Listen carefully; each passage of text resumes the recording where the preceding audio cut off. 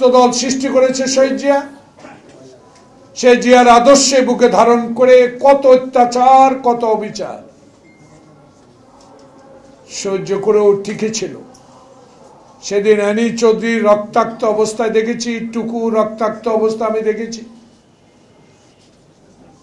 সে ছাত্রদল বুকের তেজদীপ্ত সে শক্তি নিয়ে জিয়ার আদর্শ, খালেদা জিয়ার আপসী নেতৃত্ব, তারেক রহমানের নির্দেশনায় আগামীকাল অগ্নি পরীক্ষায় সম্মুখীন হচ্ছেন। আমি আবেদন জানাবো সকল পর্যায়ের ছাত্র ছাত্রীকে, অনুরোধ জানাবো জাতীয়তাবাদী শক্তি যে ওয়াসিমের রক্তে জুলাই বিপ্লব সংগঠিত হয়েছে তার প্রতি আস্থা রেখে, বিশ্বাস রেখে আগামীকাল একটি সুষ্ঠু নির্বাচনের মাধ্যমে বাংলাদেশ জাতীয়তাবাদী ছাত্র দলকে ডাকসু নির্বাচনে নির্বাচিত।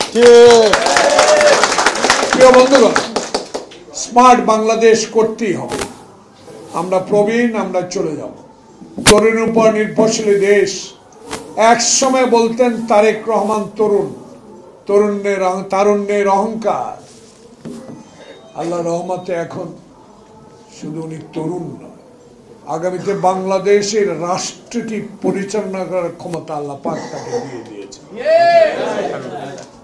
তার কথা, তার বক্তব্য, তার স্কাইপিতে সারা বাংলাদেশে প্রতিনিয়ত সকাল থেকে রাত পর্যন্ত বাংলাদেশে ইউটিউব বলেন, মিডিয়া বলেন, ইলেকট্রনিক মিডিয়া বলেন, প্রিন্ট মিডিয়া বলেন, সকল পর্যায়ে আমি দেখার চেষ্টা করি।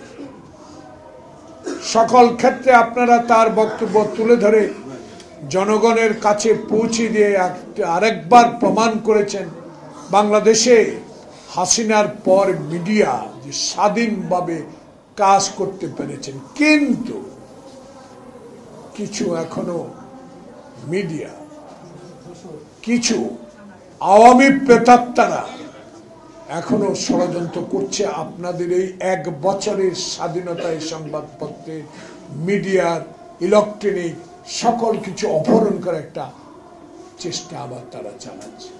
ঠিক এই চেষ্টা থেকে বিরত রাখতে হবে আপনাদেরকে। আপনাদের এই স্বাধীন লেখার মধ্যে দিয়ে দু একদিন শুনি কি ছাত্রলীগ মিছিল করে, কি আওয়ামী লীগ মিছিল করে, এই সরকারের বিরুদ্ধে কথা বলে, দুঃখ লাগে। 16টি বছর আমরা কথা বলতে পারি নাই, 16টি বছর গণতন্ত্রের কথা বলতে পারি নাই, 16টি বছর বিচার বিভাগের স্বাধীনতার কথা বলতে পারি নাই, 16টি বছর দুদকের কথা বলতে পারি নাই, 16টি বছর চোখে দেখেছি বিচার আপনাদের পক্ষে না গেলে আপনারা এজলাসের দরবারে দরজায় লাথি মারতে আমরা দেখেছি, হাইকোর্টের সামনে ময়লা ফেলানো দেখেছি।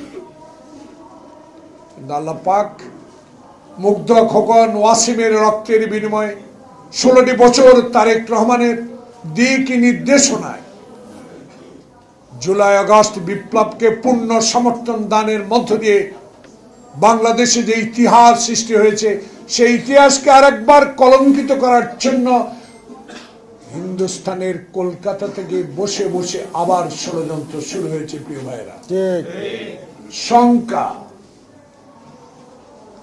এই নির্বাচন হবে কিনা, এই শঙ্কা তৈরি করছেন কারা? সরকার। আপনি বসে আছেন কেন? আপনার আশেপাশেই তো এই শঙ্কার লোকগুলো আছে। আপনি জানেন না কারা আছে এক বছরে, কারা এখনো কোন মন্ত্রণালয়ে বসে আছে? তাহলে মির্জা ফখরুলের মতো একজন বয়োজ্যেষ্ঠ সৎ নেতা এখনো শঙ্কার কথা তার মুখ দিয়ে বলতে হবে, কারণ 18 কোটি মানুষের সরকার হলেন আপনি। কারা মিছিল করে বুঝতে পারেন না? কারা মব সৃষ্টি করে দেশে একটি নির্বাচনকে বানচাল করার ষড়যন্ত্র করছে জানতে পারেন না? জানা উচিত, কারণ আপনি কারো ব্যক্তিগত লোক না, আপনি মুগ্ধ খোকন ওয়াসিমের রক্তে অর্জিত বাংলাদেশের এই ইন্টেরিয়াম গভর্নমেন্ট। কাউকে আপনি ভয় করবেন না, ভয় করবেন আল্লাহকে, জনগণকে বিশ্বাস রাখতে হবে।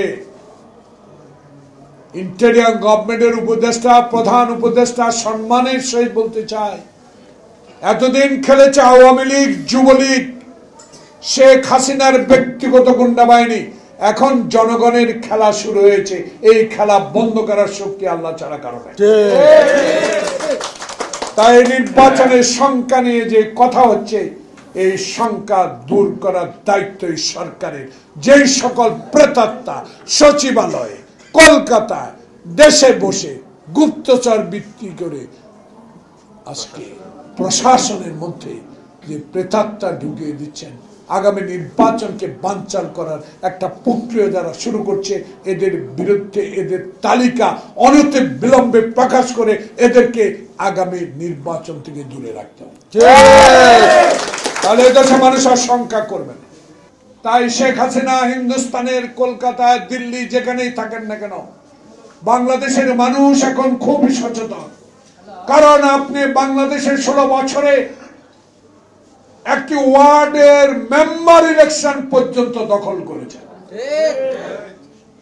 বাংলাদেশের ইতিহাসে আপনি যে কলঙ্ক সৃষ্টি করে গেছেন, শত চেষ্টা করে হলেও যতই বন্ধু আপনার কাছের থাকুক, বাংলাদেশের 18 কোটি ইমানদার লোকের ইমানের জোর অনেকে বেশি, আরো বেশি জোর তরুণ সমাজে।